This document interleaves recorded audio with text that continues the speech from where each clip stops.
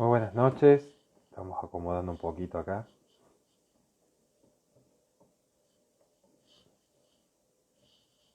Perfecto, hay que acomodar un poco más este trípode, está perfecto. Buenas noches. Sí, muchos se preguntarán por qué estamos con un atuendo distinto, más allá que el invitado lo merita, obviamente. Porque bueno, estamos trabajando desde las 3 de la tarde, así que sepan disculpar por ahí un poco la improlijidad, pero son los gajes del oficio. Estamos esperando que se conecte el invitado, yo respondo un mensaje rápido y estamos perfectos, ya estamos listos. Bueno, vamos a arrancar 11 en punto. Muchísimas gracias a Facundo Capurro que nos está ayudando a sostener enormemente el canal. Te damos un abrazo enorme realmente. Muchísimas gracias a todos los chicos de la JPD. Mientras se conecta el licenciado, recuento rapidísimo de todo lo que ha pasado hoy. Bueno, estuvimos grabando con Eraros en su estudio un video, así que se viene un video nuevo en su canal en el que tengo el honor de participar. Estuvimos todo el día en la radio, hoy de 6 a 9. Parece exagerado decir todo el día, pero yo los invito a que realmente sepan lo que son 3 horas de radio, más todo el estrés que es preparar el programa, estudiar los temas, conseguir los invitados. Estuvimos hablando con Santiago Gerardi sobre el falso scratch que tuvo que parecer un chico pro vida. Un saludo enorme a Agustina Blanco, que hoy la tuvimos de invitada en el programa de Resistencia, así que bueno, quizás sea una próxima incorporación por cómo vienen las cosas. Conversando un tema muy particular. Digo esto porque siempre que tenemos invitados en este programa y después cuando lo subimos a YouTube, siempre hemos tenido la oportunidad de hacer una suerte de entrevistas en temas muy específicos. Hemos hablado de lenguaje inclusivo con Bracamonte, hemos podido conversar cuestiones muy propias de la geopolítica con Pablo Muñoz y Turrieta, con Agustín Laje conversamos de lo que es la batalla cultural en torno de Gramsci y en términos de Foucault. Pero hoy tenemos el honor y el agrado de tener al licenciado Lucas Carena, que para mí realmente es un gusto. Y es un gusto no solamente en lo profesional de esta labor de poder llevar adelante un mensaje a la comunidad, también es un gusto en el fuero más íntimo de mi intelectualidad, porque muchas veces hemos visto que se habla de conservadurismo y pudimos buscar a Miklos, muchas veces hemos visto que se habla de liberalismo y lo buscamos a Manuel Danam, y los chicos que por ahí se han acercado a la fundación muchas veces dicen, Horacio, yo me siento identificado con ciertas ideas patrias, pero no encuentro el marco teórico. Y yo dije, sería una falta de respeto que yo empiece a hablar de nación o nacionalismo o del patriotismo si no estoy totalmente formado en el tema. Si yo reconozco que no tengo la debida formación, lo mejor es callar uno y dejar que hablen los que realmente saben. Así que, licenciado, muchísimas gracias por estar hoy presente. Realmente te agradezco el tiempo porque sé que sos un gran referente del nacionalismo, sos un gran conocedor de la geopolítica, así que toda tuya la palabra porque el tópico de hoy va a ser exclusivamente qué es el nacionalismo y eventualmente si hay alguna duda, quizás tengamos que interrumpirte, pero una cuestión mínima en el camino. Horacio, bueno, buenas noches. Muchas gracias. Ante todo, te pido que me confirmes y a la gente que se está uniendo, si me escuchan bien, si me ven bien, ¿eh? Se escucha y se ve perfecto. Bueno, ante todo, gracias por esa presentación, gracias por tu apertura y por tu honestidad intelectual, ¿no? Todos estamos permanentemente formándonos y al mismo tiempo y a la vez haciendo pedagogía. Y está bueno esto que estás haciendo. Yo la verdad es que te vengo siguiendo, tenés una agenda impresionante, diariamente estás saliendo en estos vivos y algunos, admito, no los he podido ver todos, pero bueno, el del Leandro Hassan Bracamonte lo he visto, me ha encantado, que es un amigo, de paso le mando saludos, he visto varios, así que te felicito realmente y te agradezco este espacio y tu apertura, insisto, porque es importante aclarar algunos mitos y algunos fantasmas que hay sobre el nacionalismo, ¿no? Todas las ideologías tienen sus fantasmas, ¿no? Y tienen que lidiar con ellos. Eh, yo empezaría definiendo un poco. Para mí el nacionalismo no tiene una definición teórica. Es una definición más de sentido común. El nacionalismo, yo diría, es un profundo y abnegado amor por la patria. Y resalto esto de abnegado porque implica una cuota, una alta dosis de entrega. Es decir, uno tiene que estar dispuesto incluso a defender la patria. Y uno de esos fantasmas que tiene el nacionalismo a cuestas es que está relacionado con cierto fanatismo, con cierto supremacismo chauvinista, incluso se lo vincula con experiencias totalitarias, cuando no tiene nada que ver con eso. Al contrario, es para mí la ideología más noble que hay, con respeto, por supuesto, de aquellos que adhieren o abogan por otro sistema de ideas. Y creo que es la más noble porque es una, es una ideología para mí muy altruista, es decir, que piensa en el otro. Vos sabés que cuando Ulises, en la Odisea, que es la segunda épica homérica, se lanza a la aventura de emprender un viaje de regreso a Ítaca, después de, bueno, todo lo que es la guerra de Troya y demás, que él queda perdido y además queda absolutamente amnésico, olvidado de todo. Bueno, en la isla de Ogygia, con la diosa Calipso, que lo quiere para sí, lo tiene retenido, él llega a encontrarse y a ser recibido con un banquete por un grupo de feacios y le cuenta todas las peripecias que tuvo que pasar para llegar ahí. Y bueno, y cuenta obviamente todas las osadías, toda la odisea, ¿no?, que tiene que pasar.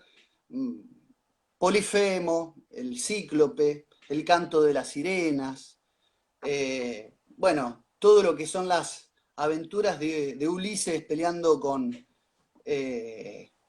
Escila y Caribdis, la misma hechicera Circe, pero hay una que pasa desapercibida, Horacio, que es la isla de los lotófagos.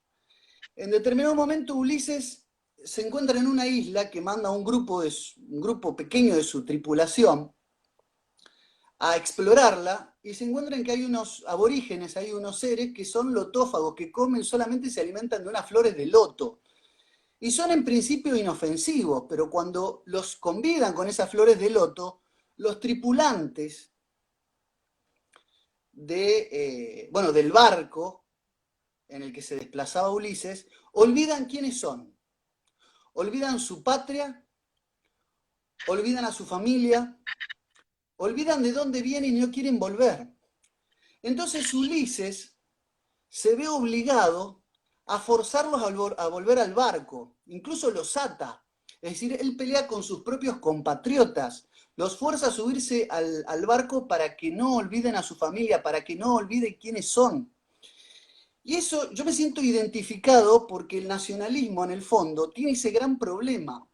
Trata de defender a sus compatriotas de los lotófagos. En realidad ningún compatriota puede ser enemigo de un nacionalista, porque no sería un buen nacionalista. Vos podés ser liberal, podés ser marxista, pero si sos mi compatriota y yo soy nacionalista, mi ideología a vos te tiene que incluir. ¿Me explico?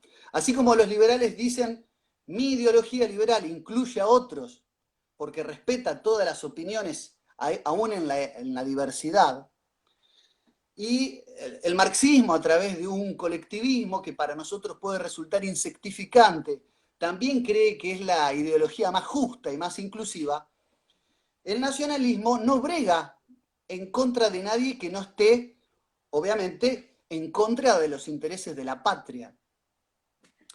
Entonces, yo me siento muy identificado con esa parte de la Odisea, porque aparte es la nota, es la tónica de la Odisea que le recuerda en todo el viaje a Ulises de que él es el esposo de Penélope, el padre de Telémaco, que tiene que volver a su amada Ítaca y recuperar su trono. Es decir, nosotros concebimos a la nación como una extensión de una familia. La nación es una familia ampliada.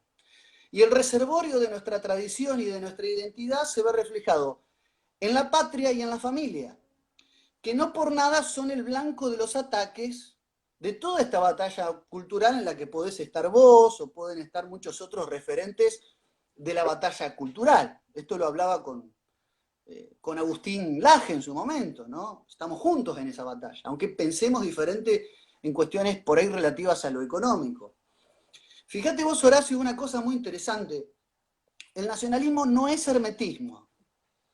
Nosotros no creemos en una sociedad cerrada, sin relación con países, no solo en limítrofes, sino que podamos hacer acuerdos bilaterales, establecer zonas de libre comercio. Lo que queremos es priorizar el interés de la nación y que esos acuerdos favorezcan al conjunto de la nación. El nacionalismo tampoco es estatismo. Nosotros no abogamos por un estado elefantiásico deficitario, cuyo gasto público se mantenga obviamente con la emisión de moneda o teniendo a la gente en un estado de inflación perpetua. Creemos sí que el Estado tiene que ser un Estado por y para su pueblo y tiene que ser un Estado eficiente. Lo que sí también queremos que se discuta no solamente es el déficit primario, sino qué pasa con la deuda usurera, que para nosotros es el principal enemigo de la libertad. Porque detrás de la deuda usurera también hay privados. Para nosotros el enemigo no es per se el Estado. Está Paul Singer detrás, es un privado. Y el Estado tampoco es, dicho, a ver, pasando en limpio, si por Estado entendemos un ministerio de la mujer que se dedica incluso a hacer control de precios cuidados, yo, mi estimado Horacio, soy minarquista, porque yo no quiero ese Estado. Incluso sacándole recursos al Ministerio de Defensa para hacer esa paparruchada, yo me convierto en el primer minarquista.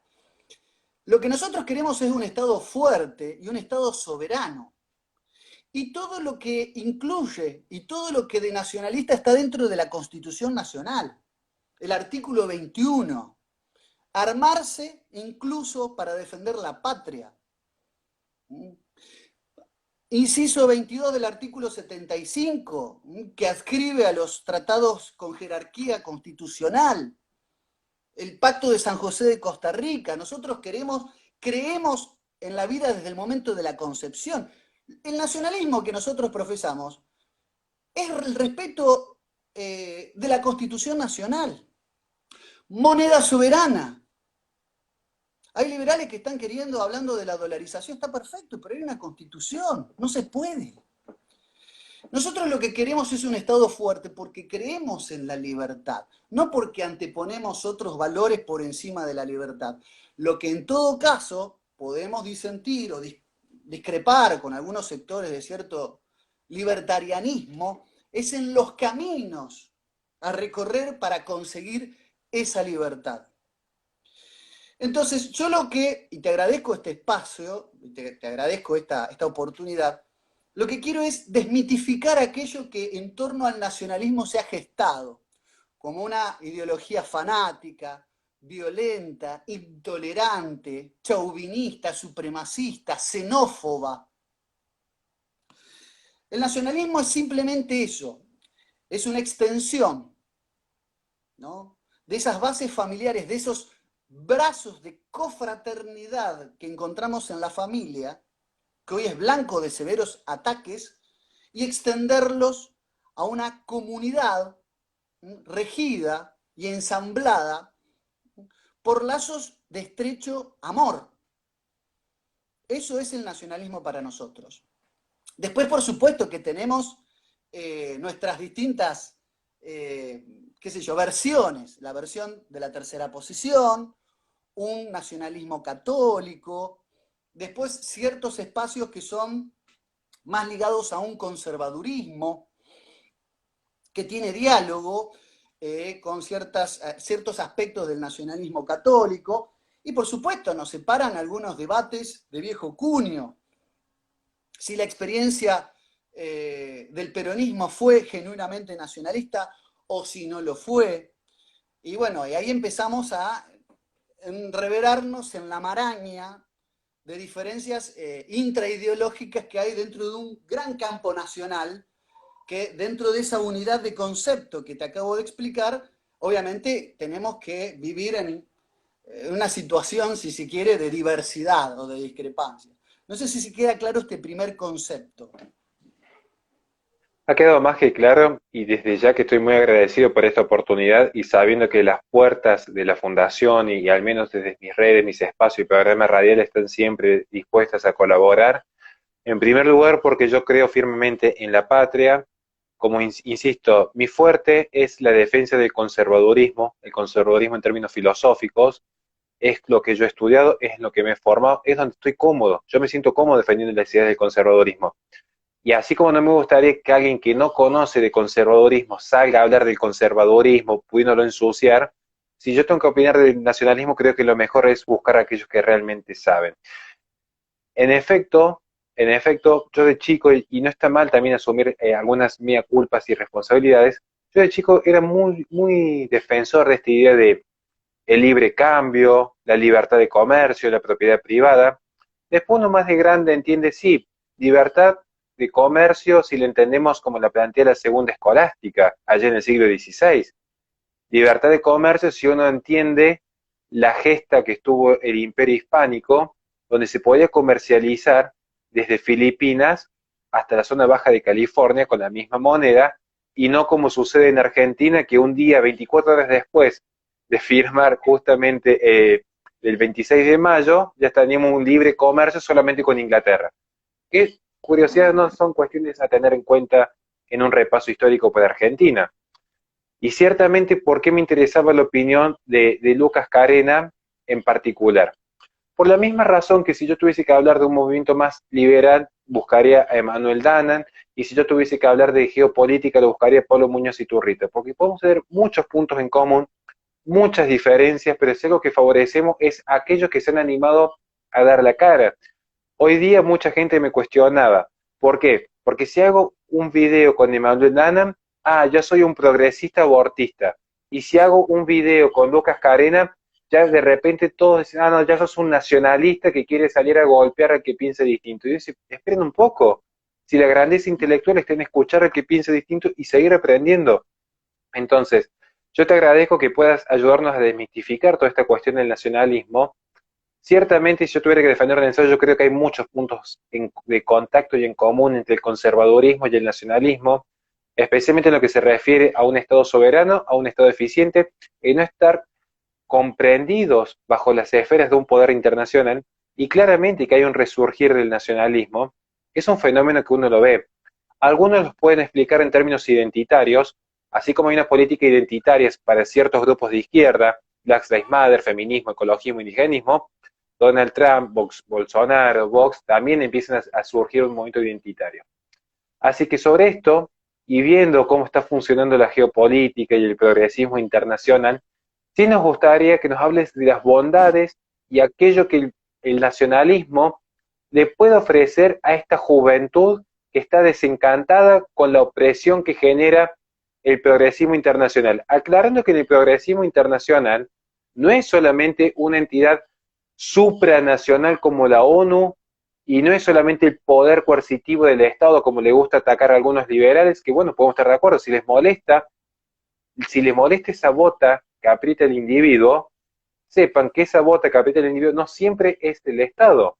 Hoy por hoy, empresas privadas como Disney o como la IPPF fijan agenda en políticas internas a lo largo y ancho del mundo de una manera impresionante, pero no quiero volver a hablar de la IPPF porque ya hemos hecho como 15 vivos esta semana contando la historia. Así que sí nos gustaría, licenciado, que nos hables un poco respecto a la geopolítica y este progresismo internacional y cómo surge el nacionalismo en este contexto.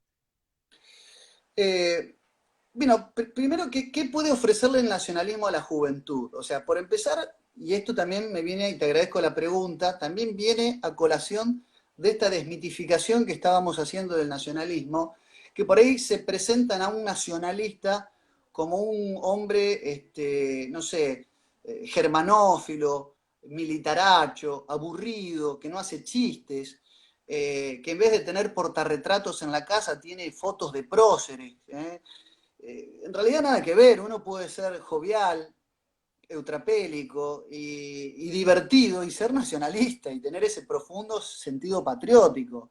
No solamente el nacionalista es una persona nostálgica, que está siempre mirando hacia el pasado, que está siempre reivindicando solamente las gestas militares, sino que el nacionalismo se puede expresar en la vida cotidiana. El nacionalismo hoy les brinda a muchos jóvenes el beneficio de la irreverencia y si se quiere también de cierta rebeldía ante un sistema que ha hegemonizado la progresía.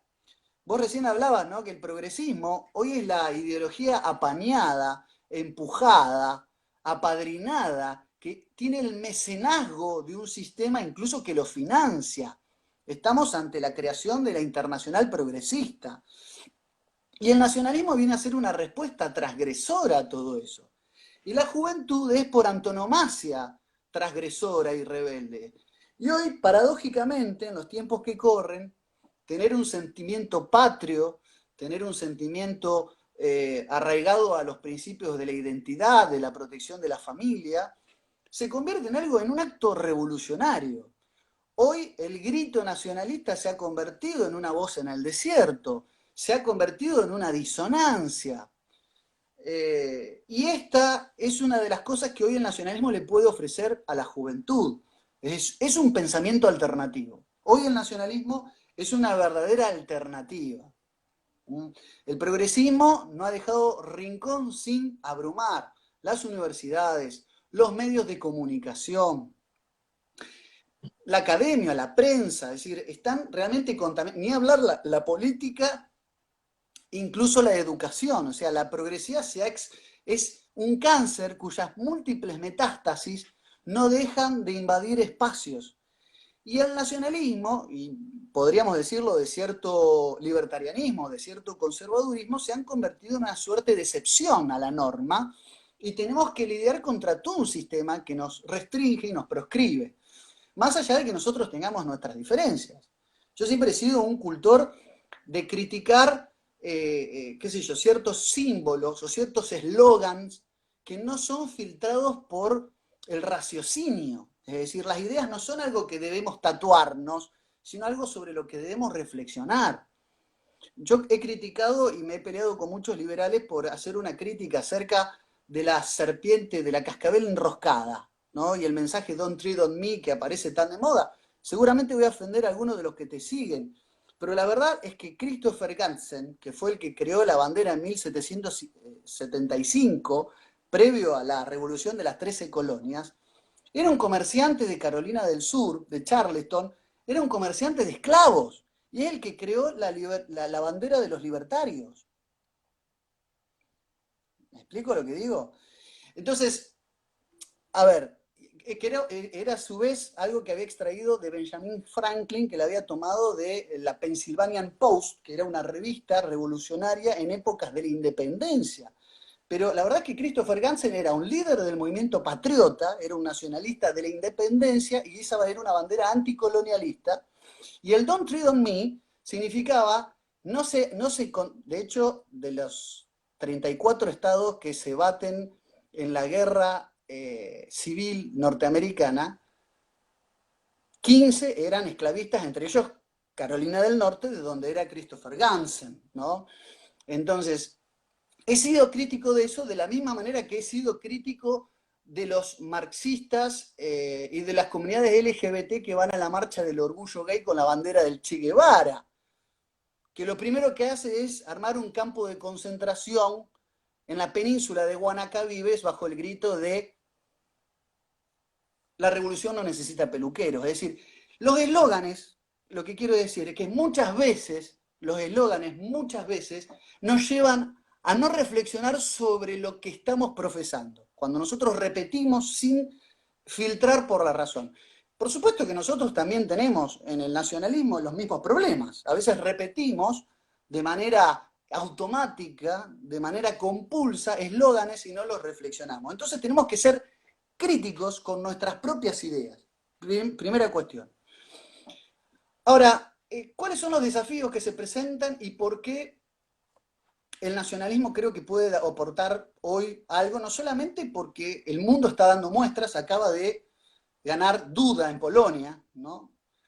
Tenemos muchas de Matteo Salvini en Italia, vos mencionaste a Donald Trump, tenemos experiencias como la de Amanecer Dorado en Grecia, Marine Le Pen en Francia, Víctor Orbán en Hungría.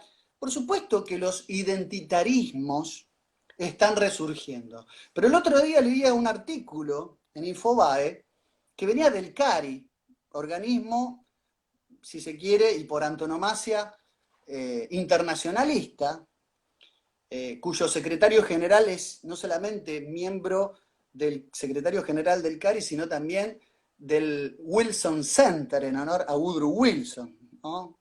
Apadrinado por Edward Mandell House, el creador de la Sociedad de Naciones, es decir, todo lo contrario al nacionalismo. Hablando de que la tendencia, y decía, ¿está la Argentina preparada para el mundo nacionalista que se viene? Y lo vendía como una idea a la que la Argentina debería sumarse como el tren de la victoria de la nueva ola globalista nacionalista. Es decir, debemos ser nacionalistas, bien digo, porque el mundo va hacia allá. Es como si fuera la vanguardia del nacionalismo. Nosotros no somos nacionalistas por lo que pasa en el mundo, sino al contrario. Somos nacionalistas porque no nos importa tanto cuál es el concierto de las naciones. Un profesor mío una vez me dijo, la cumbre de los presidentes es el abismo de los pueblos. Y es verdad, a nosotros no nos importa cuántas reuniones internacionales hay, no nos importa cuáles son los acuerdos de lo que está transando el Club Bilderberg o lo que está pasando en el Club de París o en el Club de Roma. A nosotros lo que nos importa, y es lo que creo que queremos, es que nosotros tengamos autodeterminación en la toma de decisiones. El nacionalismo no es otra cosa que una búsqueda de la autodeterminación de un pueblo gimiente, por momentos rugiente, que se ha dedicado a repetir la agenda de las recetas internacionales. Y entonces estamos en contra al mismo tiempo de la internacional marxista como en contra del coloquio Lippmann. Estamos en contra de las recetas que vienen formulados desde afuera, porque no creemos en ninguna fórmula mágica ni en ninguna receta extranjera, y al mismo tiempo estamos en contra de que nuestras ideas son necesariamente las que tenemos que imponer al resto de las demás naciones. Es decir, nosotros tampoco creemos que lo que nosotros producimos en materia ideológica y política deba ser una receta susceptible de ser aplicada en otros lares, en otras poblaciones. Entonces, yo creo que lo que quiero hacer o lo que buscamos hacer es brindar un debate, abrir un debate con los distintos sectores ideológicos en el cual debemos empezar a tratar de entender que el hecho político siempre está atravesado por tres dimensiones que lo gobiernan. Si nosotros dibujáramos un diagrama de Venn, mi estimado Horacio, esto de decirte cada 2 minutos Horacio me hace sentir como Hamlet de Shakespeare cuando ya estaba agonizando, ¿viste? Después de tomarse el veneno, ¿no? Horacio, Horacio. Bueno, donde el hecho político está justo en la intersección de tres círculos concéntricos. Podría ser un anillo Borromeo, un diagrama de Venn.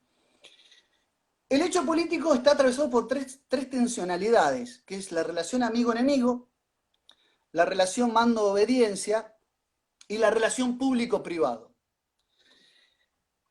La relación público-privado justamente es la que enfatizan los sectores liberales. El Estado que hace uso y abuso de sus potestades, que son delegadas, para establecer impuestos confiscatorios, para, bueno, avasallar la propiedad privada, para administrar lo que no produce. Esa es la gran discusión, es decir, el liberalismo hace eje en el problema de lo público y lo privado. La relación mando-obediencia es la propia de los sectores progresistas de izquierda, es decir, están los de abajo, los subordinados y los opresores. Y es el problema que, sobre todo en la izquierda, más le pesa. Lo que pasa es que el marxismo, para dar vías de solución a esas asimetrías en las relaciones de clase, termina saltando a la otra esfera y termina estatizando todo.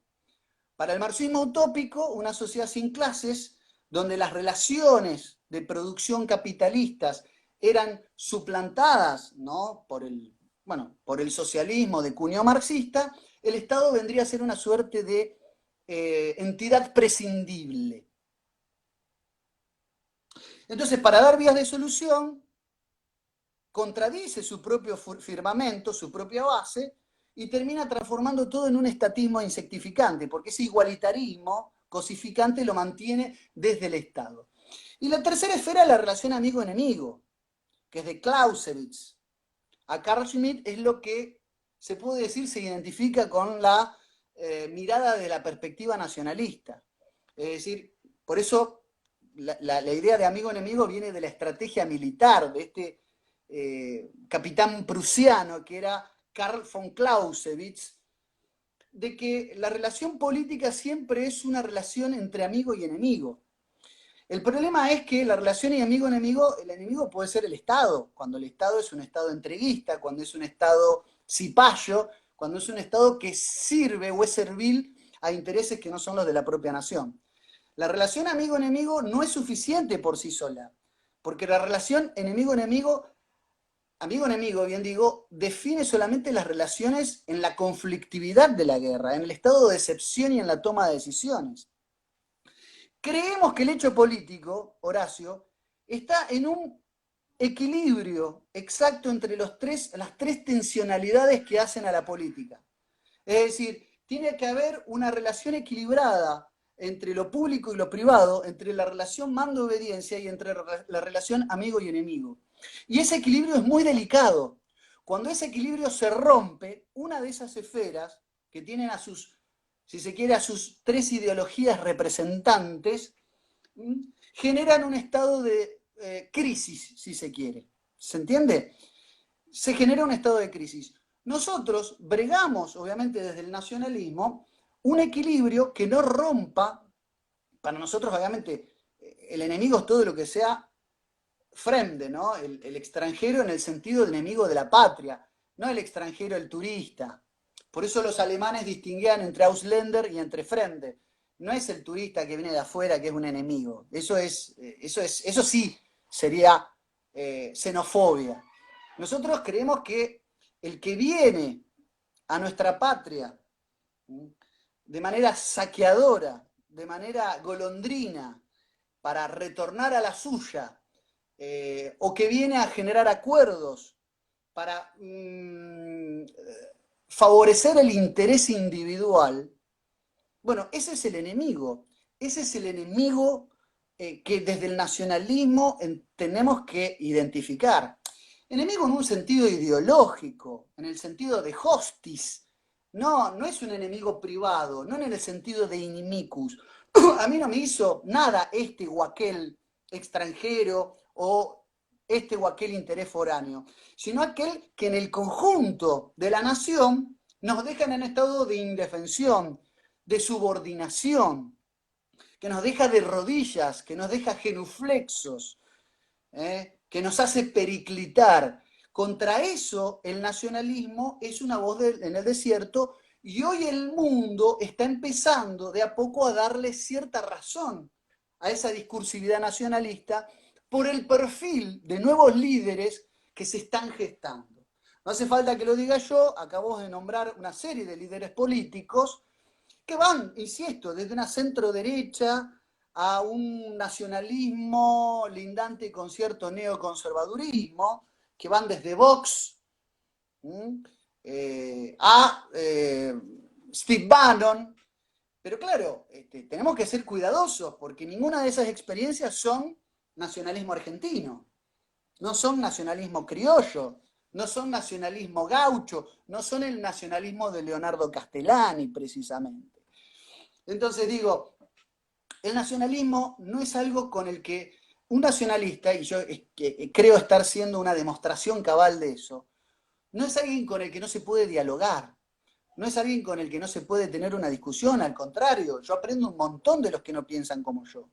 Incluso el otro día estuve entrevistando a Gustavo Salle, que viene de la más extrema izquierda. Obviamente, evolucionó, ¿no? Es como Leopoldo Lugones, que era un anarquista, después pasó a socialista, después terminó siendo nacionalista. Es decir, su pensamiento evolucionó. No, pero hablando en serio, creo que, y efectivamente así lo creo, el nacionalismo tiene un porvenir y un futuro extremadamente promisorio, contra toda la prensa hegemónica, porque si hay algo que se demoniza hoy es el nacionalismo. Se lo demoniza y de una manera, yo creo que exagerada. Y esto es lo que hace justamente la reacción, el beneficio de la duda, y por supuesto, entre tantas otras cosas, ese acto de rebeldía que es hoy acercarse al pensamiento nacionalista. Clarísimo, clarísimo, impecable, y queremos aprovechar la siguiente media hora porque digo, realmente con vos podríamos estar conversando, hacer un seminario entero, y que no sería tampoco mala idea hacer un seminario sobre geopolítica y nacionalismo. Pero, y que si algún día lo querés hacer, yo pongo de mi parte todo a disposición para llevarlo adelante y al menos ayudar en la difusión, al menos, pero ¿por qué no organizarlo? Sí me Ah, interesó un el que punto, está a porque iba a disposición tomar... soy yo. Muchísimas gracias. Hay un punto que cuando vos ibas haciendo toda esta suerte de corriente de pensamiento nacionalista explicando de las bases hasta por qué un joven se termina acercando, fui tomando nota de algunos conceptos que me llamaron mucho la atención. Digo esto porque de hecho para mí concepto nación, insisto, y aclaro, no todo conservador es nacionalista, porque el conservadurismo de hecho no es una ideología, es más una filosofía de vida aplicada en distintos conceptos, ni siquiera tiene una ideología económica per se, esto también está aclarado en varios videos ya escritos, pero sí hay muchos puntos de afinidad. Un punto muy grande de afinidad entre el nacionalismo y el conservadurismo es principalmente el resguardo de las tradiciones. Entonces, nunca le cerré las puertas al nacionalismo. Cuando yo estaba escribiendo mi libro, un tema que no tiene absolutamente nada que ver es lo que yo creía, por eso se demoró la salida del libro y tuve como que reformular varios capítulos.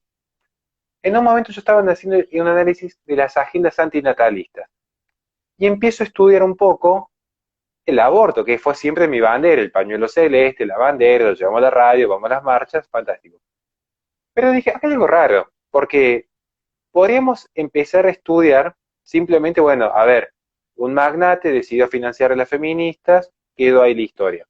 Pero uno cuando empieza a indagar, y a mí me llamó mucho la atención, siempre me hizo ruido esa famosa tesis, el aborto es de izquierda. Y claro, ¿qué es lo que te ofrecen los medios? ¿Cuál es el primer país en el mundo que legaliza el aborto?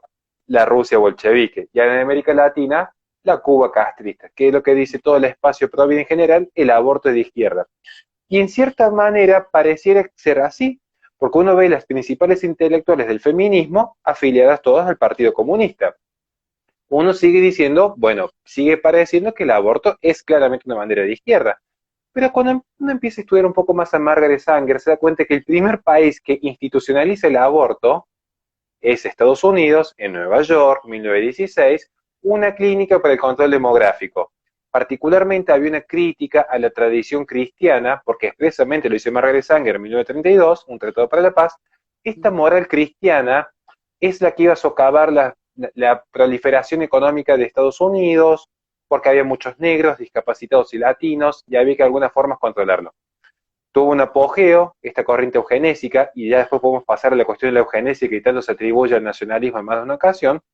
Tuvo un apogeo, se crea el American Planet Parenthood, hay un hecho que cambia la historia de la humanidad claramente, que es la Segunda Guerra Mundial, porque es la que da origen posteriormente a la ONU. La ONU permite justamente historia de la humanidad contemporánea, ¿no? Estoy hablando de ese espacio específico, ¿no? La ONU permite la fusión del American Planet Parenthood con una organización en la India, surge la IPPF. IPPF, que es la que fogonea en 1974 en Bucarest la conferencia por el control demográfico de la ONU, fracasa políticamente, porque ¿qué político iba a decir? Bueno, gente, vengo acá a plantearles una reducción de la población. Ante ese fracaso, y aparecen los principios Yogyakarta, tenemos que del 76 en adelante, IPPF junto a otras organizaciones son las principales financistas que tiene hoy el movimiento feminista y el movimiento ecologista. Curiosamente, son las dos principales caras de la agenda antinatalista en el mundo, que ha generado inviernos demográficos, inmigración sustitutiva, hay el fenómeno de los hombres herbívoros en Japón, o sea, hay una serie de fenómenos que se dan en el mundo y que uno dice, ah, estos chicos son unos conspiranoicos porque me lo han dicho. O sea, a mí los nacionalistas me pegan por liberal y los liberales por conservadores, los conservadores por no sé. O sea, a mí me han atacado por todos lados siempre, pero no me molesta porque yo trato de ser lo más honesto que puedo en mis investigaciones, pero ciertamente cuando yo empecé a escribir mi libro, uno le dice, bueno, no sé si seré, no sé, o no seré nacionalista, pero que hay muchos nacionalistas que en algún punto tuvieron razón en cuanto a la geopolítica y el globalismo, me remito a la evidencia empírica. Sobre esto, ¿qué reflexión nos podrías traer vos? Sí, mira, nosotros, por empezar, cuando dijiste, bueno, el aborto es de izquierda, etcétera, nosotros, como sabrás, tenemos una discusión histórica que con mucha dificultad logramos ofrecer o instalar en la agenda de discusión, y que nosotros nos resistimos, la mayoría de las veces, a hablar en términos de izquierda y derecha. Creemos que son categorías vetustas, obsoletas, caducas. Creemos que desde aquellas acaloradas riñas entre feuliantes y girondinos en la época de la Revolución Francesa, hasta los actuales cócteles partidocráticos que se dividen siempre en un partido más tirado a la izquierda y otro más tirado a la derecha, hay una suerte de engaño. Para nosotros el verdadero antagonismo, por eso somos nacionalistas, es entre patria y globalización.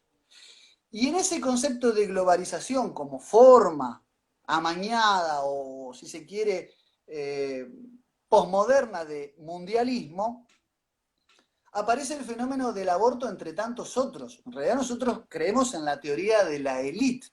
Creemos que el aborto no es ni de izquierda ni de derecha, sino de una minoría que considera que es mejor disminuir los comensales en una mesa mundial, porque la riqueza está muy concentrada, basta con ver los informes de Oxfam, que no son santos de mi devoción, sobre desigualdad, para entender que las 9 personas más ricas del mundo tienen el 99% de los recursos económicos y naturales del mundo a disposición, contra el 1%. Es decir, las 9 personas más ricas del mundo tienen la misma riqueza que la mitad más pobre de la humanidad. Entonces, en vez de dividir esa riqueza, es mucho más oportuno, mucho más conveniente disminuir la población.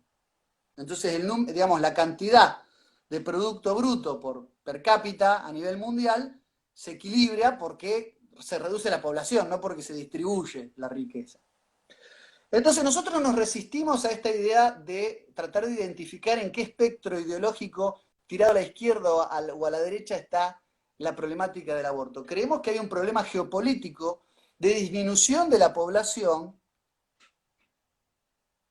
que tiene entre su agenda las políticas abortistas que son efectivamente eugenésicas y que de progresismo no tienen nada. Si vos lees la letra de la ley que se discutió en el 2018, indudablemente tenía cláusulas como que las 14 semanas dentro de las cuales una mujer podía abortar se podían extender si el feto presentaba malformaciones. O sea, estamos hablando de que una persona que nacía con alguna malformación física podía ser desechada tiempo después de las 14 semanas. Algo parecido hacían los espartanos tirando desde el acantilado del monte Taigueto a los bebés que no eran aptos para la lucha. Ese es el progresismo del siglo XXI, eugenésico, discriminatorio. Ahora, Horacio, por supuesto que en esta agenda globalista, que tiene una parte, si se quiere, que yo le digo el ala derecha, con Henry Kissinger, eugenésica, de la Plan Parenthood, ¿no? De Margaret Sanger, que en el fondo Margaret Sanger trajo las ideas de Sir Francis Galton, un darwinista inglés que era primo de Darwin y el padre, si se quiere, de la eugenesia social como dispositivo técnico. Por supuesto que hay un ala derecha, pero también hay un ala, si se quiere, progresista, promovida indudablemente por la figura de George Soros, que desde hace tiempo, desde la Open Society, desde la sociedad abierta, busca, intenta, a partir de un discurso obviamente adecuado a la progresía, también generar los anticonceptivos culturales. Por ejemplo, la promoción de la agenda LGTB. Si vos tenés una agenda LGBT que además tiene y reconoce en la ONU 112 identidades sexuales. El otro día hablábamos con Roberto Castellano, pero la poligamia no la reconoce, porque esta tendería a la reproductividad. Reconoce 112, pero la poligamia casualmente la deja fuera. Es decir, vos tenés por izquierda y por derecha una agenda progresista que va de la mano de Soros, legalizando las drogas, promoviendo la promiscuidad, la libertad sexual, la revolución sexual, el marxismo cultural, la agenda de la Escuela de Frankfurt, y por el otro lado tenés a la cuestión del ajuste económico, del informe Kissinger, de la conferencia de Bucarest, es decir, los problemas de la economía que está en un estado de tensionalidad, indudablemente el Green New Deal en Estados Unidos, que lo promueve el Partido Demócrata, lo promueve Bernie Sanders, el Green New Deal, es decir, el nuevo acuerdo ecológico que también tiene entre su agenda, por eso también hay voces del lado de Trump que dicen green is red, ¿no? Porque están diciendo verde es rojo, en realidad son los marxistas y la progresía en general que se esconden detrás de la mácula verde del ecologismo. Este nuevo amor filantrópico por la madre Gaia, por la madre naturaleza, en el fondo es decir, la sobreactividad humana, el exceso de población contamina al planeta, entonces hay que reducirlo. Es una forma también de promover eso y de justificar eso. Entonces, yo no le veo el costado por izquierda y por derecha. Creo que hay ambos frentes disfrazados que van en contra de un interés, obviamente, de la población mundial y se la quiere reducir, ¿no? Y a todo esto se impone también hoy una agenda que va a venir de la mano, y acá sí vienen, y a los nacionalistas somos los más señalados, indicados con el mote de conspiranoicos, porque creemos que además está la cuestión orwelliana de la privación de las libertades individuales, la justificación con esta situación de pandemia, de las restricciones de libertad de pensamiento, que indudablemente están. Y después las cuestiones que parecen de ciencia ficción, pero Elon Musk acaba de anunciar que el 28 de agosto del 2020 va a presentar, Elon Musk, el famoso científico sudafricano, va a presentar avances en la tecnología de lo que se llama el proyecto Neuralink, que es la conexión a través de lo que son nanobots o lo que son las nanomáquinas, la nanotecnología, que es una tecnología que se cuenta en dimensión de nanómetros, del 1 a 100, de los 10 a los 100 nanómetros, para conectar un chip a un ordenador. Entonces, ustedes me dicen, bueno, esto pero es de ciencia ficción, esto de la teoría del chip, las nanovacunas, la pandemia. No, en el fondo yo no puedo demostrar nada de eso. Digo que que las tecnologías para la marca de la bestia, aquella que el vidente de Patmos, vos sos católico, veo allá que tenés un crucifijo, es decir, San Juan, el vidente de Patmos, en el capítulo 13 del Apocalipsis, en el versículo 16 y 17, es contundente. Pobres y ricos, amos y esclavos, grandes y pequeños, tendrán la marca de la bestia en la mano y en la frente. Y no se podrá transitar ni comercial, sino invocando el nombre de la bestia o llevando consigo su marca. Y este fenómeno, que muchos teólogos lo interpretaban de una manera figurativa, difícilmente asequible en la realidad concreta, hoy solamente lo que estamos diciendo es que existe la tecnología, es lo más que es el mismo loco que quiere colonizar Marte a través del proyecto SpaceX, que tiene el proyecto Tesla de los autos propulsados con energía solar o que se enchufan con una batería.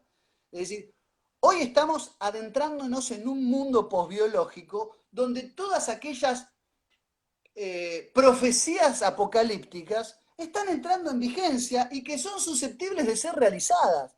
Entonces, el estúpido no es el que sospecha y el que se preocupa por estos avances orwellianos contra la libertad individual. Estúpido es el que se cree el verso de la cuarentena y que se saca selfies con el tapabocas. Ese es el estúpido, el funcional, el idiota funcional. Entonces, creo haber sido claro en el hecho de que nosotros tenemos que tener una posición crítica, decidida y totalmente escéptica con cualquier directiva que venga de la OMS, de la Universidad de Johns Hopkins, del Foro Económico de Davos, que se juntaron los tres para en diciembre del 2019 hacer una suerte de ensayo llamado Evento 201 de pandemia fabricada de tipo artificial. No quiero monopolizar la palabra porque sé que queda poco tiempo, pero te quiero decir, ¿de qué carajo estamos hablando con esto de la conspiranoia? Dejémonos de joder, te lo están diciendo en la cara. Existe la tecnología del chip para conectar, so pretexto de personas con enfermedades o problemas neurológicos que les afectan la motricidad, te están diciendo que es posible, y el 28 de agosto va a haber un anuncio importante de Elon Musk a través del proyecto Neuralink, de que te van a conectar el cerebro a un ordenador, con intercambio de información entre ambos ordenadores. A mí me parece sumamente preocupante y absolutamente orwelliano, y lo digo abiertamente. Impecable, realmente no hay nada que agregar. Sobre esto, estamos leyendo también los comentarios, dicen, sigan otra hora más. Por una cuestión de tiempo y de organización sería muy complicado en este momento, porque además recuerden que yo vengo a estar desde las 10 de la mañana, estoy trabajando, así que yo estoy muerto. Quiero agradecer enormemente a los que nos acompañan en la radio. Sí lo queremos invitar al licenciado para que la semana que viene, el día que él quiere y que él pueda, lo volvemos a invitar y seguimos conversando otra hora más y rescatamos enormemente, enormemente la humildad en querer dialogar con nosotros.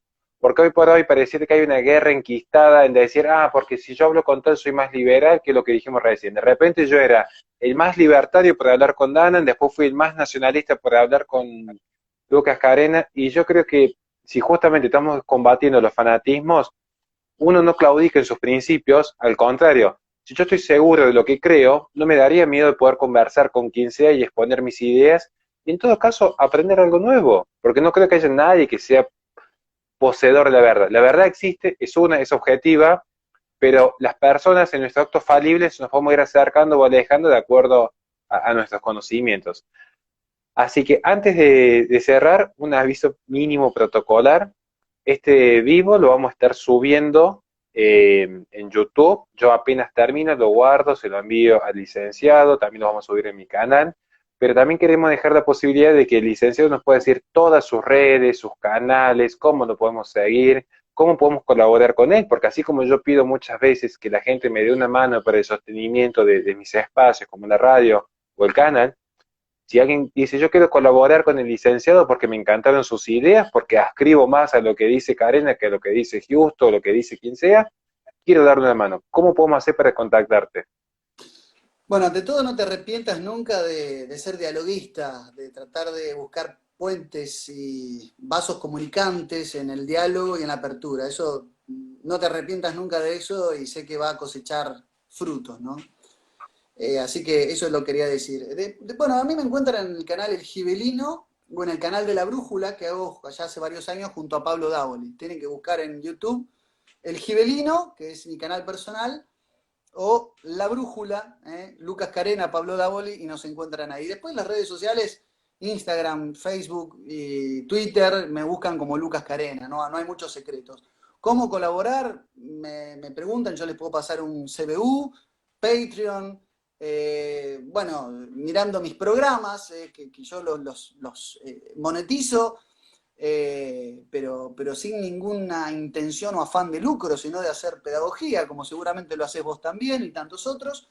Y por supuesto, vendiendo libros. Yo tengo varios libros publicados: La guerra invisible, acción psicológica y revolución cultural, en coautoría con Pablo Dávoli; La conspiración de Medea, aborto, eugenesia y nuevo orden mundial; Y también saqué un libro que se llama Jesús, Cristo, Príncipe Hiperbóreo, una visión teándrica de Occidente y la cristiandad. Ahora estoy sacando un libro que se llama La leyenda del Perón excomulgado y otros cuentos de goriladas.